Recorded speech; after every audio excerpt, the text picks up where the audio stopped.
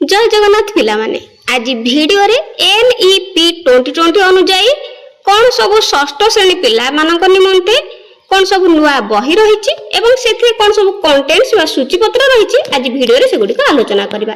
तो प्रथमे देखो षष्ठ श्रेणी साहित्य बहीर ना हेउछि साहित्य सुधा। तो एथिरे कौन सब सूचीपत्र रही आलोचना करबा। सूचीपत्र गुडी को होछि एक रे देखो जन्मभूमि।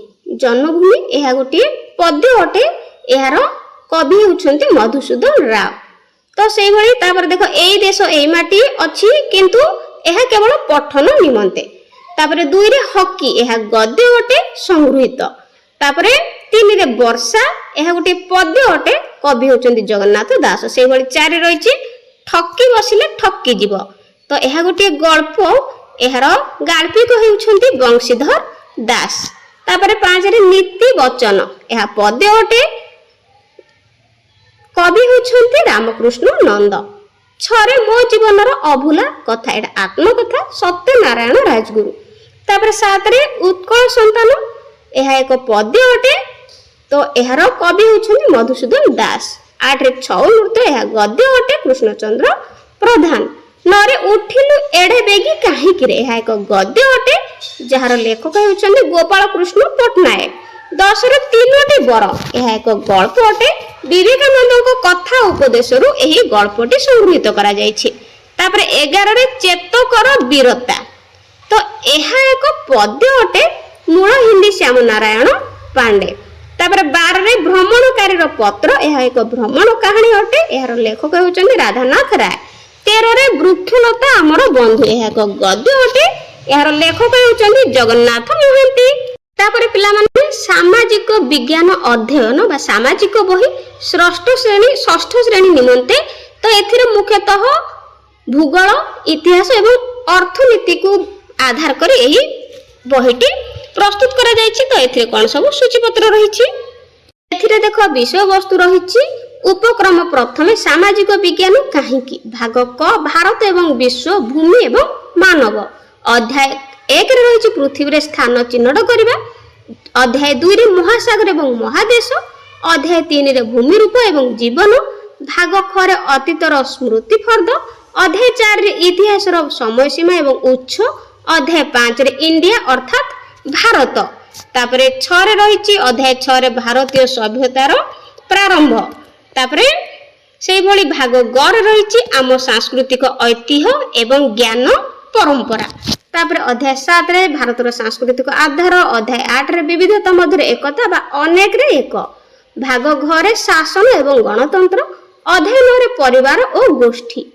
अध्याय 10 रे तृणमूल गणतंत्र। भाग 1 शासन विधि। अध्याय 11 तृणमूल गणतंत्र। भाग 2 ग्रामांचल रे स्थानीय सरकार। अध्याय 12 तृणमूल गणतंत्र। भाग 3 सहरांचल रे स्थानीय सरकार। भाग 9 रे रहिछि आम चतुर्पार्श्वर अर्थनैतिक जीवन। अध्याय 13 कार्यर मूल्य। अध्याय 14 रहिछि आम चतुर्पार्श्वर अर्थनैतिक कार्यकलाप। तो एगुडी सब पिला माने सामाजिक विज्ञान षष्ठ श्रेणी। तापरे हिंदी कलिका षष्ठ श्रेणी पिला मानक पई एथिरे कोन सब रहिछि विषय वस्तु देखिबा। प्रथमे रहिछि देखो आइए देखो पहचाने और अभ्यास करें। 2 रे वर्णमाला जाने। 3 रे वन लिखने की शैली सीखे। 4 रे मात्राएं पहचाने।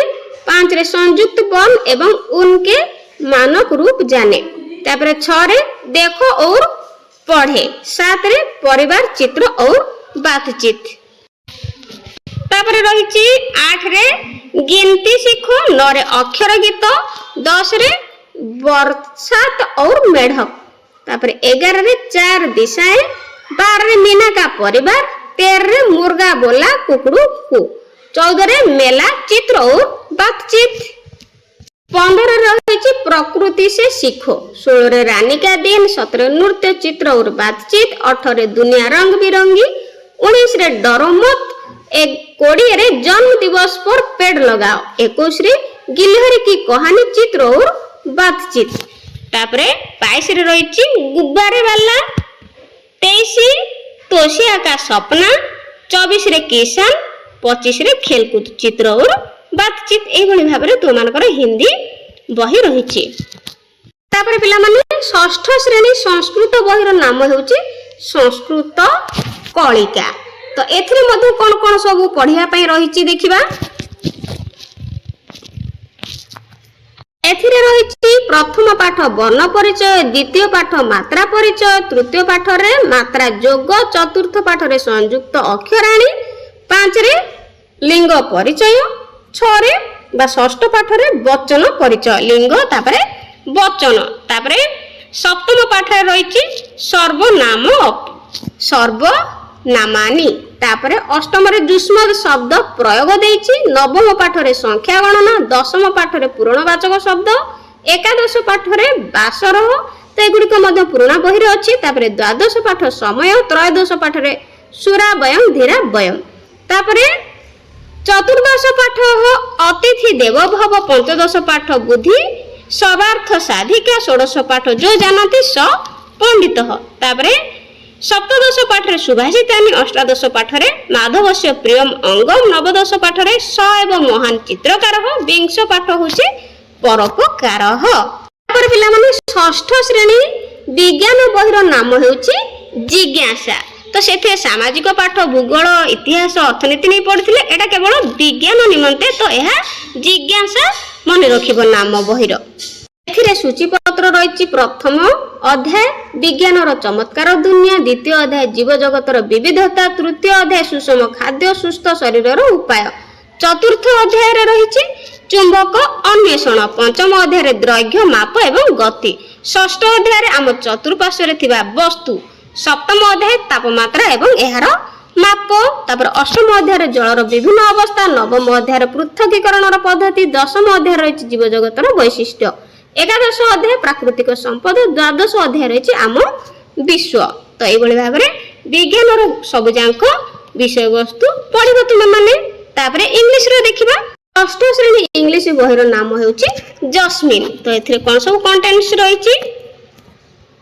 ୟୁନିଟ୍ 1 ରେ ରହିଛି ଫେବଲ୍ସ ଆଣ୍ଡ ଫୋଲ୍କ ଟେଲ୍ସ, ତାପରେ a bottle of dew, the robin and the fox, ତାପରେ Ram to the rescue. Unit 2 ରେ ରହିଛି friendship, to friendship, nobody friend, the chair. Unit 3 रे रहिछि न्यूट्री nature, Neem Baba, what a bad thought, our daily spice.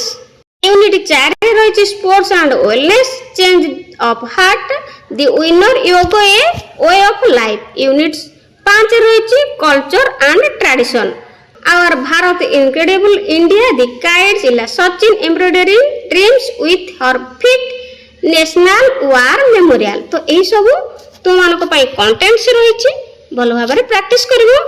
परवर्ती video रे मु एगुडिक विषय वस्तु भल भाव आलोचना करिवि एवं प्रश्नोत्तर गुडिक मध्य आलोचना करिबा।